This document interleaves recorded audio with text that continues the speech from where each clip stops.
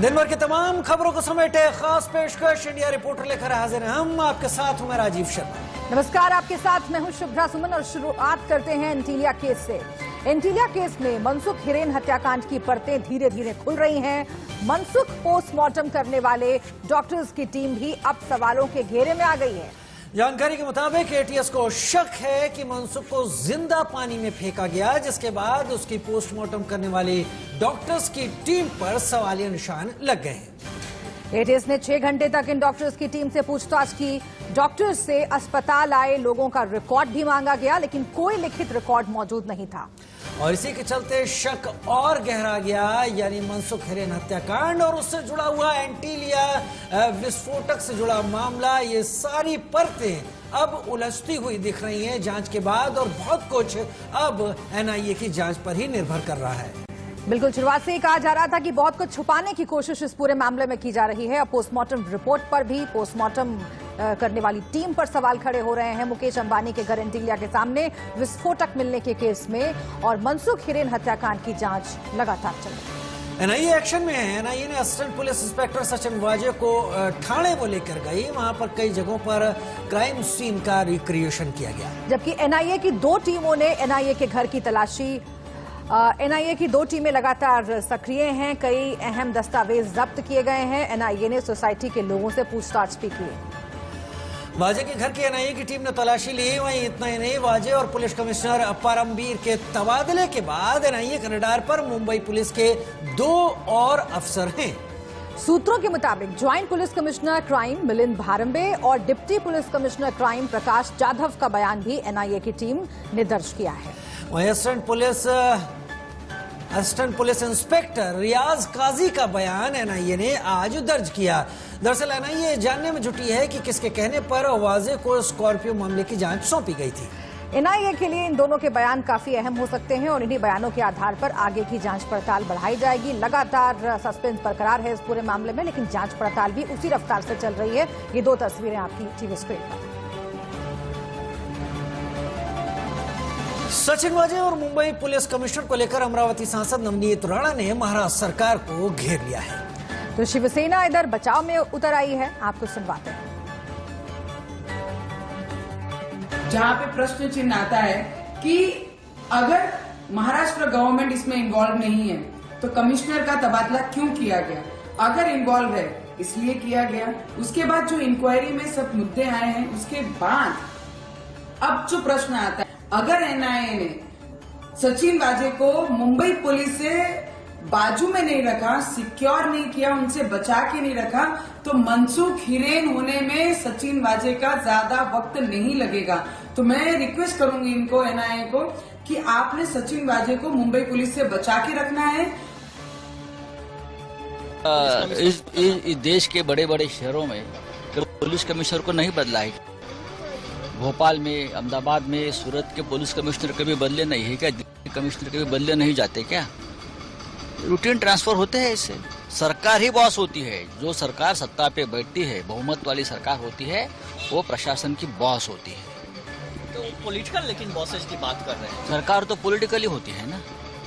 क्या बॉसेस की बात करते हो? जब आप थे मुख्यमंत्री तो आप भी पॉलिटिकल बॉस थे सरकार के। उस वक्त परमबीर सिंह साहब हमारे जो है वो थाने के कमिश्नर थे। आपने उसकी अपॉइंटमेंट की थी, तो आप भी बॉस थे उस वक्त उसके।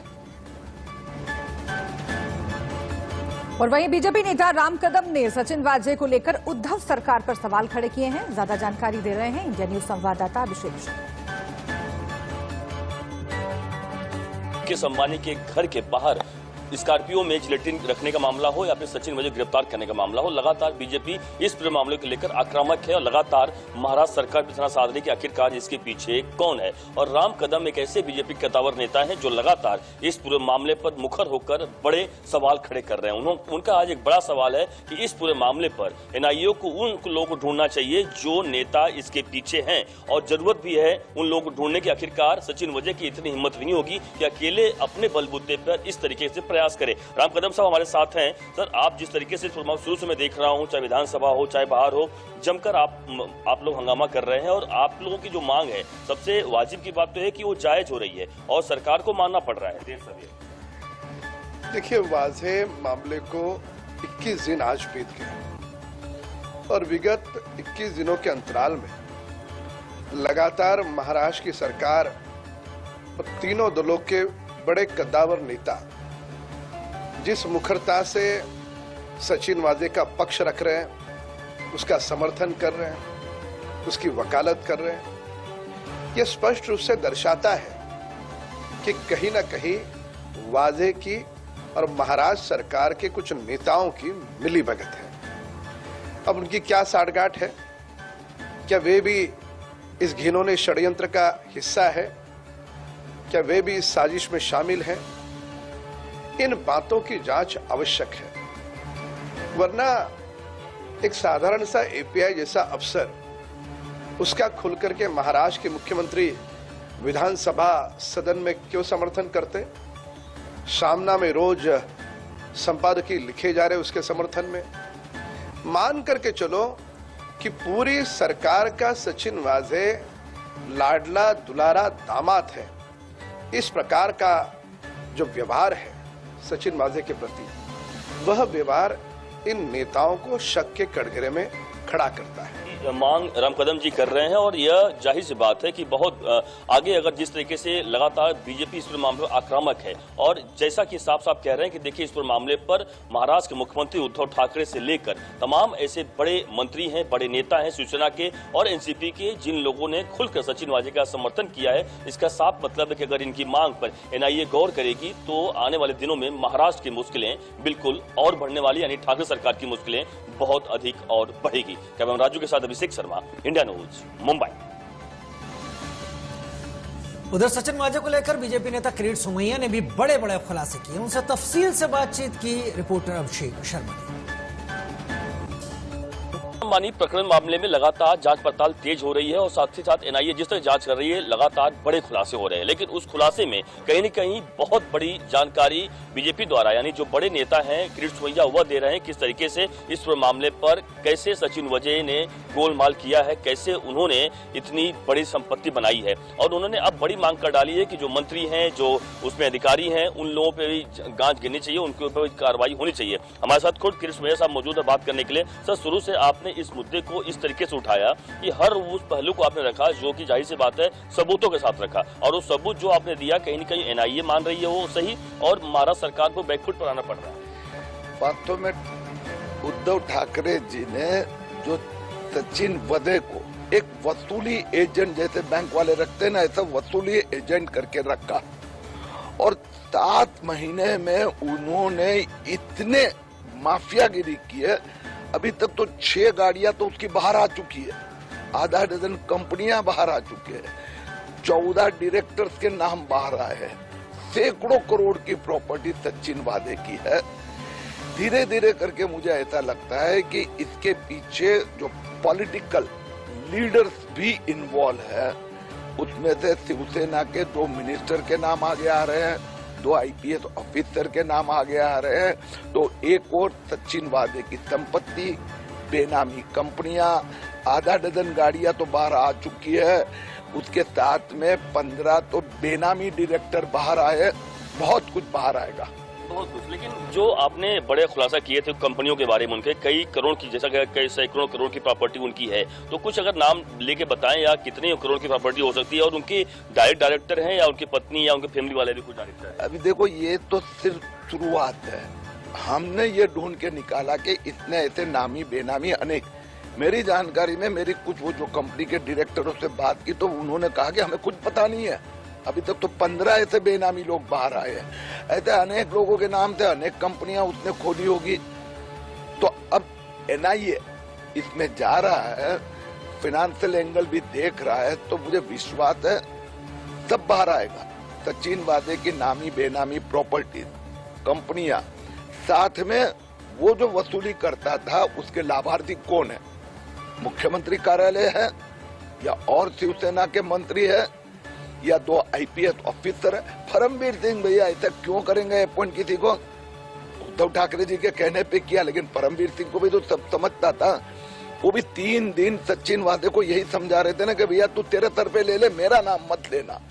तो परमवीर सिंह जी को भी जवाब देना पड़ेगा। और एक आईपीएस ऑफिसर क्राइम ब्रांच वाला है, उसको भी जवाब देना पड़ेगा। लेकिन सर इंजन से बात करने थे किरीट सोमैया जो खुलकर लगातार इस मामले पर बात करते रहे हैं और खुलकर आवाज उठाते रहे हैं और जैसा कि साफ उन्होंने बड़ी मांग कर डाली है कि यह जिस तरीके से जांच आगे बढ़ती जा रही है साफ समझ में आ रहा है कि इसमें सीधे सीधे हाथ महाराष्ट्र के मुख्यमंत्री उद्धव ठाकरे का है, इसलिए एनआईए भी उनसे पूछताछ जरूर करे, तभी इस मामले में दूध का दूध पानी का पानी होगा। कैमरामैन राजू के साथ अभिषेक शर्मा, इंडिया न्यूज, मुंबई। तो बीजेपी नेताओं की प्रतिक्रिया लगातार इस मामले में सामने आ रही है। सचिन वाजे को लेकर क्या बोले हैं बीजेपी सांसद रवि किशन, बता रहे हैं इंडिया न्यूज संवाददाता संजय शर्मा। रवि जी, जिस तरीके से सचिन वाजे को लेकर के आरोप लगा रहे हैं सरकार पर, क्या कहेंगे? और इसमें कई सारे लोग, यहाँ तक कि मुंबई पुलिस कमिश्नर का ट्रांसफर कर दिया गया। हम लोग तो वही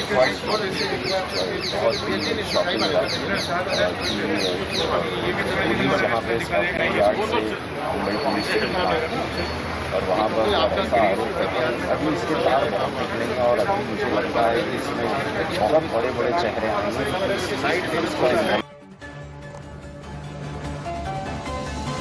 अभिषेक शर्मा हमारे साथ इस वक्त जुड़ रहे हैं ज्यादा जानकारी के साथ मुंबई से। अभिषेक, पूरे मामले में एक एक करके एनआईए अपना दायरा अब समेट रही है, यानी घेरे में ले रही है तमाम लोगों को।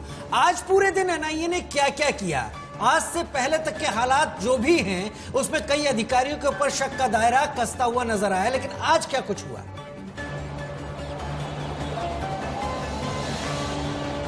बिल्कुल, देखिए जाहिर सी बात है कि इस पूरे मामले पर एनआईए को बहुत बड़ी लीड मिलती जा रही है राजीव, क्योंकि उस तरीके से एनआईए जांच पड़ताल कर रही है कि जो सचिन वाजे लगातार छुपाने का प्रयास कर रहे हैं, एनआईए उनके पास वो सबूत के साथ इकट्ठा कर रही है कि बता रही है कि आखिरकार आप झूठ बोलोगे पकड़े जाओगे। और यही कारण है कि उन तमाम जगहों पर जाके वो जांच पड़ताल कर रही है, वहां पर जाकर तफ्तीश कर रही है कि किस तरीके से सबूतों को नष्ट किया है और कैसे उन्होंने अपने कपड़े जलाए हैं, कैसे केरोसिन की बोतल मिली है। तमाम उन सबूतों के साथ वो इकट्ठा होकर वहां पर सचिन वाजे के सामने रख रही। इतना ही नहीं बल्कि जो सीआईयू की यूनिट के जो अधिकारी हैं, काजी हो या फिर ओवल हो, वह भी अब सचिन वाजे के खिलाफ बोलना शुरुआत कर दिए हैं। एनआईए जो पिछले 4 दिनों से लगातार पूछताछ कर रही है उन अधिकारियों से, उसमें साफ कहा जा रहा है कि वह लोग अब एनआईए को बता रहे हैं कि जो भी यह साजिश रच रहे थे सचिन वाजे, इसमें हमें जरा सी भनक नहीं थी, वरना हम इनका साथ नहीं देते। वह हमसे सिर्फ इतना कहते रहे कि जो जांच है जांच में सहयोग करते रहो, वरना उन्होंने साफ साफ यह भी कहा है कि उन्हें भी इस बात का डाउट हुआ कि जो कार यानी इनोवा कार जो रखी गई थी पुलिस कमिश्नर ऑफिस में, मर्सिडीज कार रखी गई थी, वह वहां पर उन्हें भी डाउट इस बात का हुआ था आखिरकार क्यों वहां से ले गए, और उसके बाद बता दिया गया इस कार में खराबी है और उसको ट्रांसपोर्ट डिपार्टमेंट भेज दिया गया। तो कई सारे सवाल खुद उनके अधिकारी जो उनके साथ में बिल्कुल अभिषेक, आप जो बता रहे हैं इशारा साफ है कि और भी अधिकारियों के ऊपर गाज गिर सकती है। इससे पहले ही परमबीर सिंह को हटाना पड़ा दबाव में आकर महाराष्ट्र सरकार को, और उसके बाद अगर और भी अधिकारियों पर कार्रवाई होती है तो यह असहज स्थिति होगी गृह मंत्रालय महाराष्ट्र के लिए। बहुत शुक्रिया आपका इस पूरी जानकारी के लिए अभिषेक। और अब बढ़ते हैं